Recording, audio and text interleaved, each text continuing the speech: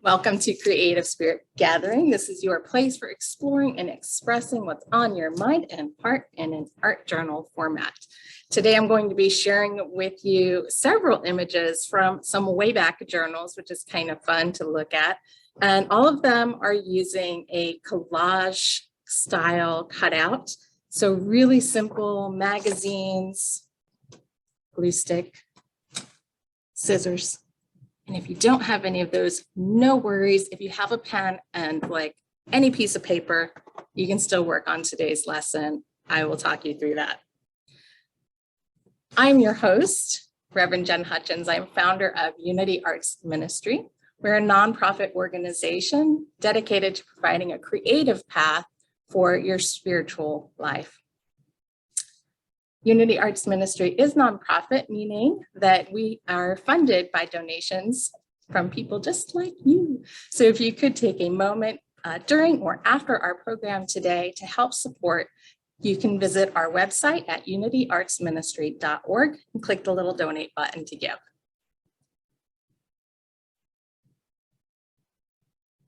I know we have some new friends joining us today. If you would like to take a moment and write in the chat where you're joining us from, please know that all are welcome, no matter your background with artistic media or your past creative experiences. So I'm going to pull up here an image. All right. Take a look at this journal image. This is one that I did in 2007. Like I said, I pulled out some of the way back journals here. You'll see this is on lined notebook paper. So anything you have on hand can be used for this program. This is proof right here. As you're looking at this image, I want you to think about what is the first thing that your eye is drawn to. Just even you might want to just close your eyes for a second and then open them up. It's the first thing you notice. Again, you might want to write this in the chat or just hold it in your own mind. What's coming forward for you? If you said the word balancing or the man that's at the center of the image there, that is an artist's design tip, actually, design trick, which is that the eye is naturally drawn to the things that are at the center of the image. So sometimes when we have lots of ideas going on that we're trying to represent in our artwork, these ideas of where to place things on the page can come in really handy. So that's what we're going to be talking about today. Now, your eye might have been drawn to something else, and that could be because of your personal interests. Maybe it was a visual that drew you in. But oftentimes the eye is first drawn to the center of an image. So whatever we place at the center oftentimes has a lot of visual impact on the page. There are other places, other positions on the page that are really important. Now, take a look at the man, again, sitting in the center. And notice, does he feel heavy and grounded, or does he feel light and uplifted? Because I have him at the center and he's got blue around him, many of us will experience him as sort of floating and having this sense of lightness to him. If I had rounded him, literally placed his the bottom of the image at the bottom of the page, there might be more of a sense of heaviness, of weight to the image. So the bottom of the page, even though this visual field is a flat surface, it can still have the sort of visual effects of gravity, if you will. So the things that we place on the bottom of our page might be those heavier objects or more densely connected, lots of little pieces, but like all down at the bottom. Sometimes they're darker in color as well. And this can kind of visually ground our page. The opposite happens when we put things near the top of the page. They feel like they're floating. And that brings a sense of lightness, of lift, of energy to those images or ideas. So in this case, again, I've got a ladder floating up near the top, which gives it a very different feel than if that ladder were down at the bottom. In this case, it being up higher for me, it sort of feels like this, walking up towards the ethereal plane or something, right? Like this lifting up again, instead of this grounding it down in our space. The other place that we want to pay attention to are the edges of our imagery on the sides. This particular page doesn't do it quite as much, but others do in terms of, pull that off since it doesn't show up. The very edges can create a visual tension. So if we have something, let's see, if I can find something in the magazine that's sitting in front of me.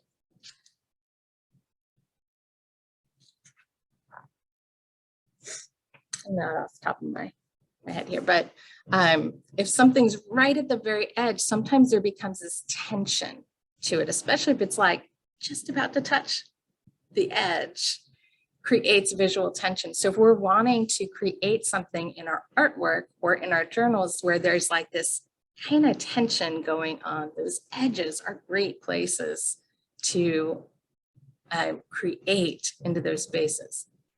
So all of these things that I'm talking about, right? The center or the visual center of the page, the top, the bottom, the edges, even reading the page itself or an image, we often read it left to right like we would a book. All of these things refer to the visual fields of an artwork. Graphic designers use this technique all the time, how to draw people, how to draw your eye in and keep you engaged and looking at the core things that they want you to see right up front. We also see this in abstract art, right? It could be a non-representational piece of art, but if the artist is using these design tips of working within that visual field to draw the eye in, it's going to keep your visual interest. And so we see this all the time, as well as representational artwork. Now, when we're working in our journals, we're often working with more of an intuitive sense, a process-oriented sense. And so we might be thinking, well, I don't necessarily need to know about design tips because we're not designing these like to hang them on a wall or showcase in a gallery. But you'll be surprised how often you are intuitively using these visual field design elements in your artwork and knowing what's showing up, like how it's working. You can work with it intentionally so that when you flip your journal open, that central thing is like right there for you. Your eye is drawn in. And so I wanted to share with you a couple of other journal pages, again, from that way back journals that work with this same thing, right? This visual field of surface design. So last week we talked about the surface itself, what materials we're using, and that, again, our journal becomes the surface. And now we're talking about the visual field that is created within that surface. So let's take a peek at some of these other Wayback Journal images.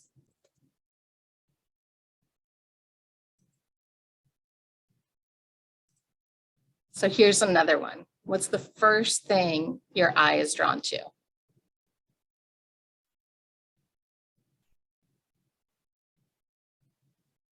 Now again, if we're drawn to that visual center, the first word that pops out for me when I see this page is fun, which then means that everything else that I see on the page relates to that word. It sort of becomes this focal that then I interpret everything else that I'm reading on this visually by that central image. Imagine if the word at the center here were something different. Imagine if the word at the center were creativity, and how each of these other things, other images on here would respond, like how we would read that differently. And here's another one. first thing you see?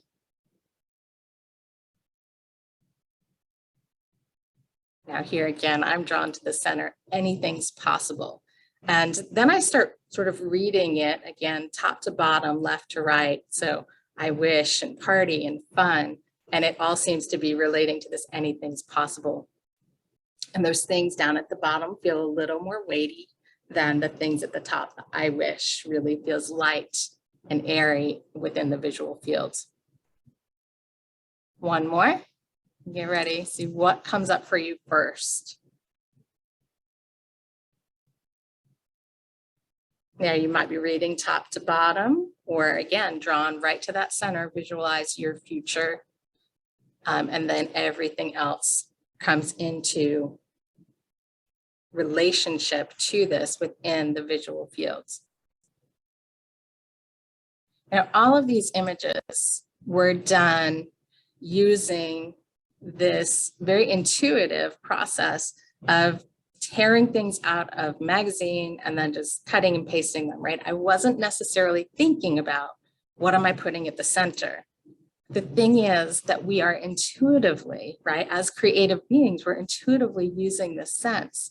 So it can give you a tool not only for creating your artwork beyond the journal, right? If you want to start doing some oil paintings or whatever, thinking about design techniques within that, but also how to read your own journal, how to read what your intuition is telling you, what is most important to you right now.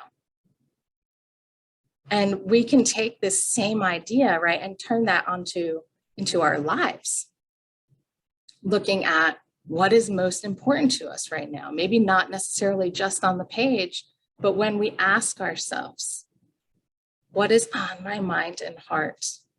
What is seeking to come forward? What is calling for me to pay attention to it? And we use those ideas as a prompt for our journal and intuitively just move into that process. That central idea can show up at that visual center. And then everything else, right? What are the things that ground us as we're moving towards that central idea? What are the things that lift us up as we're thinking on that central idea? What is on your mind and your heart right now? What is the center of it? What lifts you? What grounds you? Where are the areas of tension that might be coming in? We might not have answers to these logically as they're coming forward, but these are some of the questions that I invite you to consider for yourself as you're moving into your own creative reflection today. What is on your mind and heart?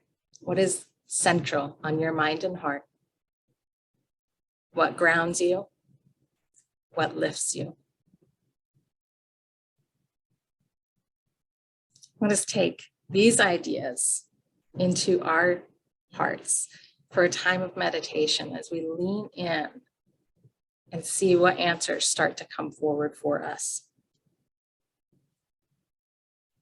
So take a deep breath here and simply notice. Notice the body. How's the body feeling? Are there areas of tension? Maybe roll them out if you need to. Breathe into the mind. What is on the mind? Just notice it without judgment.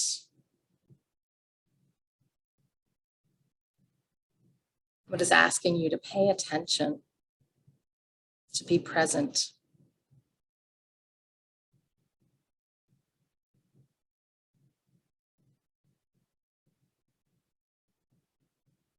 And then drop the awareness down to the heart with a deep breath in. And exhale, nice and gentle.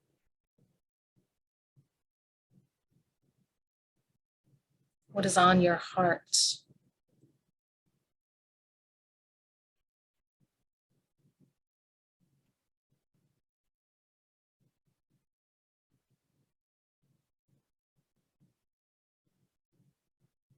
Simply breathe and notice this space. Notice any feelings or ideas even associated with the heart center. As we take a moment of silence, just breathing into the heart, breathing in and release into silence.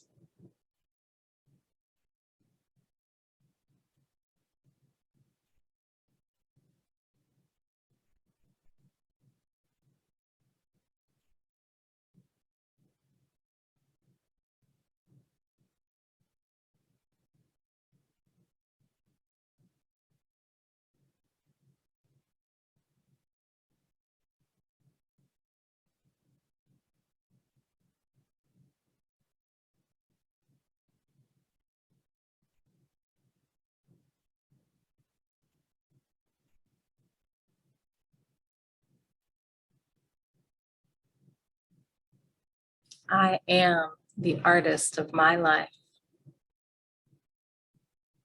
Let this affirmation begin to guide you back to this present moment, from the heart to the mind, to the body.